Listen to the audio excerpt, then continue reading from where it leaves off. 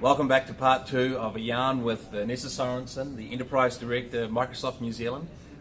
You might have seen the first section, or if you haven't, you'll find the link in the comments below. And from here we'll crack into the other half and continue sharing a yarn with Vanessa Sorenson. Your digital detox recently. Yeah. Now that sounds that sounds quite interesting. The word detox brings up New Year's resolutions. Let's detox. But then maybe the more serious side. So, what are all the angles there? Yeah. Look, my wonderful husband bought this for me as a Christmas gift, and everyone should look up Wingana. And it's a retreat in Australia. And the first time I went, I actually didn't realise that for me the biggest impact would be the digital detox. For all of us, we're always on. We're always checking our phone, whether it be social media, email. And you can't walk around with your phone there. So, one of the first things is you've got to put it away.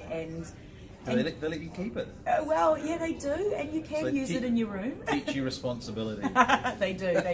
But yeah, it was really amazing for me to completely be with myself in a sense of thinking time and nature and goal setting and not have the interruption.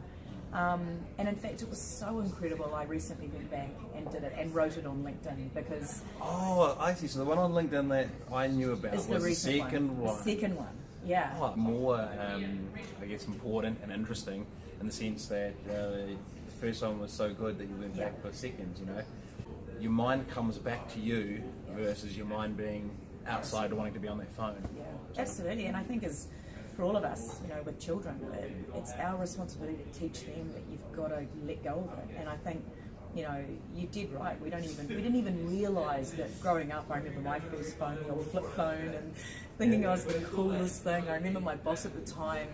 I was at Wang, and he's like, "Are you sure you want a mobile phone?" I'm like, "Yeah." And he's like, "They can contact you anytime." And literally, we don't get off it. And I think that is something that I think we're going to see more and more of places popping up. So as leaders, actually, we learn to switch off because we need it. We weren't wired to always be on. So. And at the same time, we've seen the rise of technology.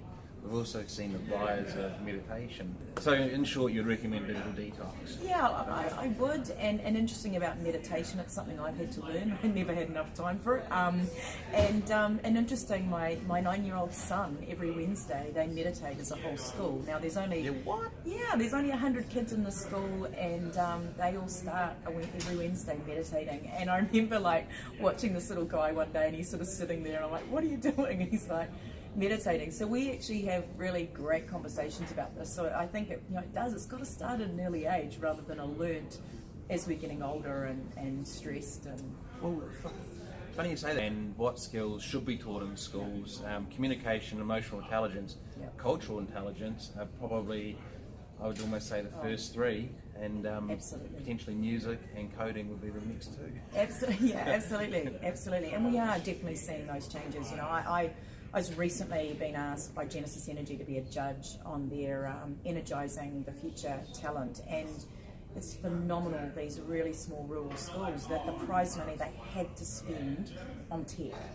And so I was really fortunate last week to go to Aki School and see what they'd spent their $15,000 on, and it was phenomenal. Because you think of schools, whenever they get extra money, it's got to fix a roof or it's already burnt before. It's already burnt, and so real shout out to Genesis Energy and what they're doing. And there were 3 prize money, 20,000, 15, and 10, and the difference that is made for these kids, watching them coding and using tech that they just wouldn't have had access to before. So. I think, again, as enterprise businesses, I'm seeing a lot more of that to try and really drive these kids to not only starting a day in meditation, but how we're helping them with this whole new STEM component. And I was just going to say, thank you for mentioning STEM, looping back, while I was talking about emotional intelligence, cultural intelligence, music and coding. If we didn't have STEM subjects, then we wouldn't have the tools that we're coding on. So the whole picture is really important, and when we add in that diversity aspect, then we need some kids that are into their STEM and want to do that, and some kids that are into their art, and together they make a great team. This is your cross-functional team. Absolutely. From I guess thinking under fives, Yeah. the ground up. Yeah, the ground up, absolutely. So let's move on to the next question. Your AFQY experience. So I'm honoured to have hosted you for one of the events. Got a few photos there of you having a few good yarns with the likes of Rowdy Roddy Snodgrass Yeah. and Andrew Steele. So yeah, what was your take on it? What do you think? Oh, look, the honest, not the yeah, polite. honest. Look, I loved it. I really loved it. I was really impressed with the amount of people that wanted to go. I loved your catchment of, you know, this is a no sell. I really wished I had been able to go to the No Woman, No Man. That, you know, I heard was a huge success. That's actually how we connected, because Yes. so many people were saying, in fact, I had so many invites. That's what it was. I was supposed to go as Rod's partner, I thought it was incredible. I mean, blew me away that you knew everyone's name. I mean, who can do that? I don't know, Sally. Yeah, exactly. But you know, Ryan goes around the whole room, and there would have been a couple of hundred people there at least. Yeah, I do get asked the question, how do I do it? There is no like mind mapping and memory trick. It just Amazing. I meet you and Amazing. and Oh, Vanessa. that's something I always struggle with, actually, remembering people's names, and I try really hard, and that blew me away. I won't.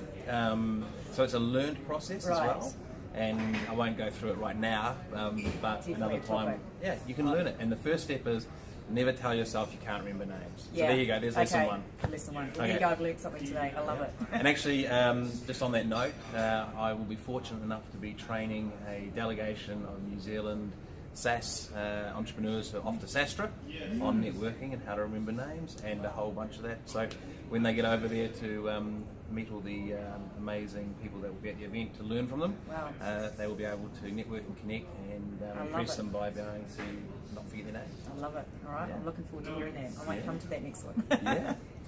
It's January 23rd, so you Okay. along. Okay. Okay, so the last question. This is always the closer. What do you think is the coolest thing in tech? Now, it could be a pen, as in, you know, a pen that you write with, or Hadron Collider, which is meant to create a black hole or give time travel or something. So, where do you see the coolest thing in tech?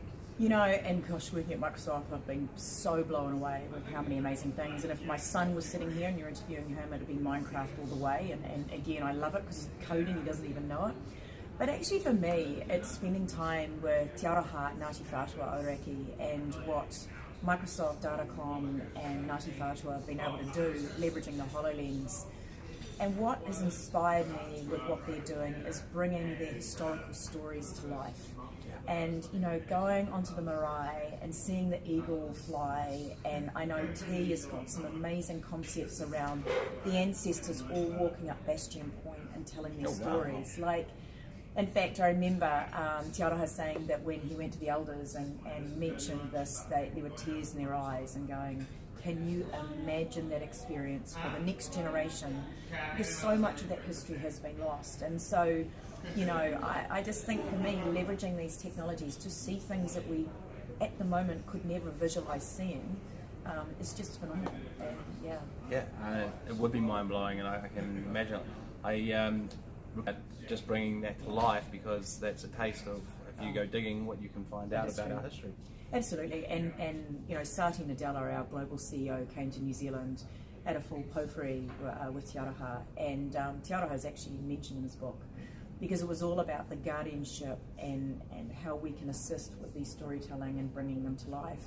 And so for me, I think that relationship, which is so near and dear to my heart, as you said, I had no idea. And I think it's getting closer to hearing these stories and understanding on how we can help, just bring so much more education, I think is something I'm so pleased we're doing at Microsoft, and we're so rapt we're partnering with them. So.